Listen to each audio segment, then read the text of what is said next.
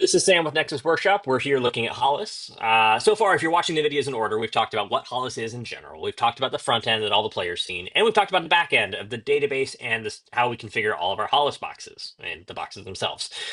Now we're going to go a little bit back more towards the game. So we've set up the system now. Now we're going to head out and we're going to play the game some. And so the next place we're going to head is ATC, the Air Traffic Control Dashboard. This is where I see what's happening in the world right now. I've got my time, I've got my live, and up here at the top, I've got my box status. This is going to be ugly right now because I'm off site and I don't have any of my boxes. My status is showing red. That's because things are offline, things aren't here. When I go in, I can see all of my boxes that are configured. Um, so many boxes that are configured, and all these gray ones are offline. I got my little green online ones down there at the bottom. But in a real world, I would remove all the ones that aren't planned to be used. I would only have my planned use boxes, and I would just have them. And normally they would all be online, so this would not be red, and I would just be able to hide it. If I have screen real estate for it, I could leave it up the whole time, but still, if one of them goes offline, it's going to show me red. It's going to show, hey, something's wrong. Come find it. And then I can go deal with that instead of having to wait for someone to call in. Hey, my box didn't work. I'll know before they know it went offline, it locked up, something happened. It also should recover itself. There's all sorts of shoulda, woulda, best world options. But in the worst case scenario, it goes down, I find it, I go fix it, no problems. Air traffic control.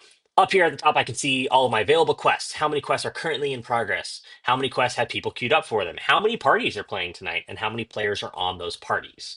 Those active parties and players are both looking at have they done anything in the last 12 hours? And have they not completed checkout? Once they complete checkout, they actually disappear from my numbers. They're no longer active. But as long as they've done something in the last 12 hours and haven't checked out yet, then they're still here. They're part of my active players. You'll notice I have parentheses in all these categories. That's because I have quest areas. I have Scaria and I have Brookston. So it's showing me all of my available quests, and then how many of them are in Scaria versus how many of them are in Brookston. Um, right now I don't actually have that broken out on this set of the database. So nothing is assigned to Brixton. But as parties move into the war zone, I'd be able to see that. As quests were assigned there, I'd be able to see how many are in each. I also, with those quest areas, had this option. So right now it's combined. I can choose to split it, where it's just going to take active quests and give me both locations instead of having them in one list.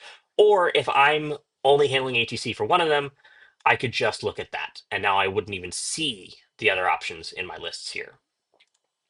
I can, of course, search. The cool thing is I can search for dang near anything. So I can search for the field marshal, and I only get things that the field marshal gives. That wasn't even a quest name. I could search for a quest name, but I could also search for that. I can also search for combats. I could search for things that have the fast tag, which I don't actually have on any of my quests at the moment, but I can search for a tag, I can search for things. So if someone's like, hey, I need a lore driven quest, I can go pull that up. Or, hey, what about all the quests at the Sun Temple? I can search for that and I can see all of those. Here in my quests, I can see all the sorts of stuff about them. Because it's an active quest, I can see the stage it's in and I can change it. So I can manually advance things here. I can see who's on it and I can see, hey, when were they supposed to be back? Again, that's my quest averaging. My averaging is all messed up in my example database here, but there we are.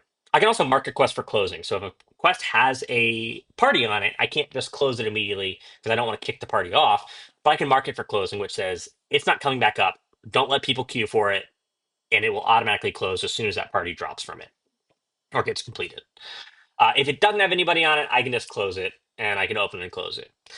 Um, if they are hit their end game stage, they come up here. If they're queued for, they're here, and if they're available, they're here.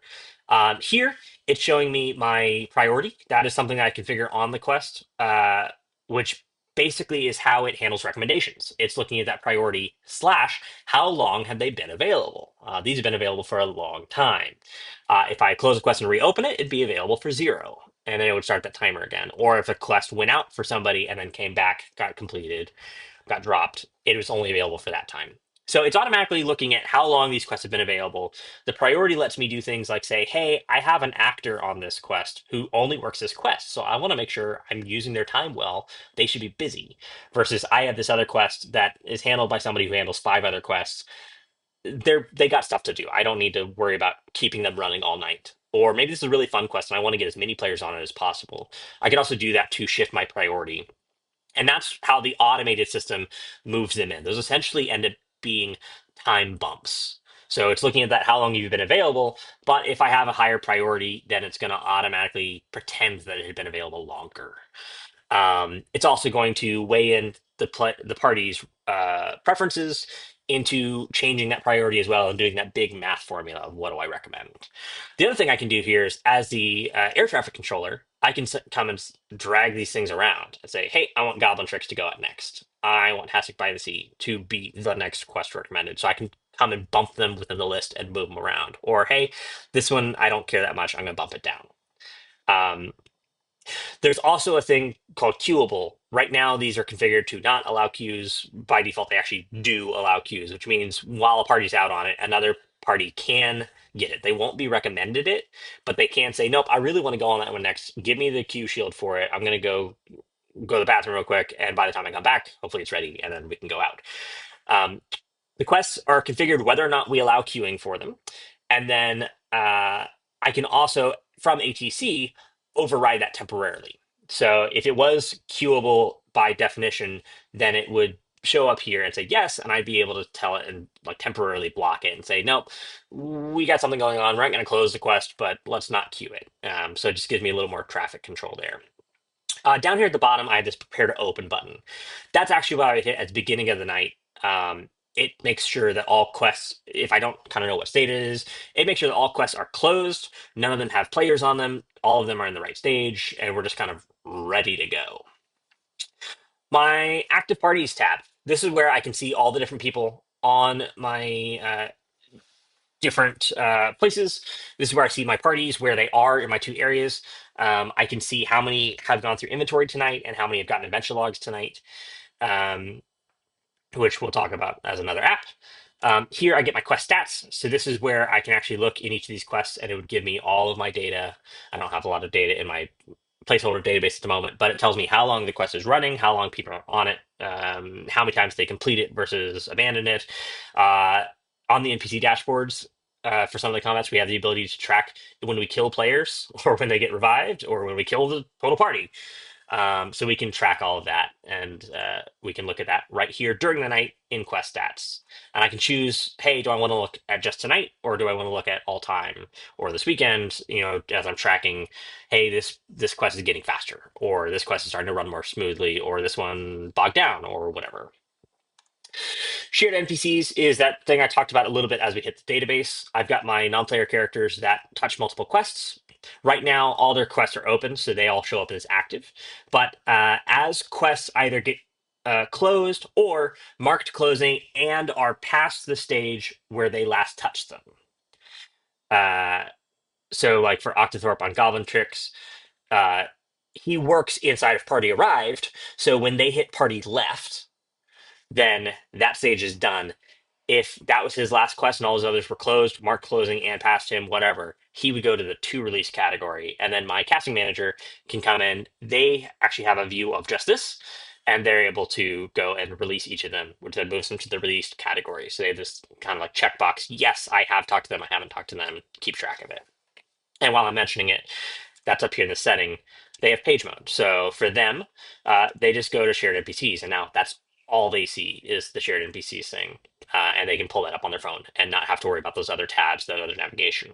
That's also in demigod mode. So they don't have access to do all the things that I can do, opening and closing quests and changing stages and stuff like that.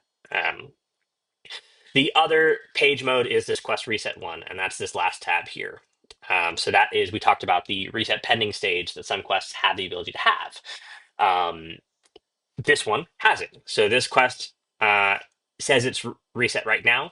If this quest ran and completed, then it would go to needs reset and it would stay there until I hit the button to reset it and then it would come back to ready to run. So this is on this one, it's just the quests that involve a reset pending. and I can see if they're closed, so probably not coming back up, or if they currently need to be reset, or if they're ready to go. And that is air traffic control. Again, just my every other video reminder that the reason I'm talking about this is because this is what we love to do. This is what we do here at Nexus Workshop is we build systems like this, and we build things for the systems like this. We build boxes, we build fun stuff. So if this is something that you want to talk about or you have a need for or whatever, we would love to hear from you. nexusworkshop.com/escape rooms is probably your best place to get to us in the right place. info@nexusworkshop.com. Comment on this video. Come find us on Facebook. We'd love to talk about it. We love what we do and we want to do more of it. So hit us up.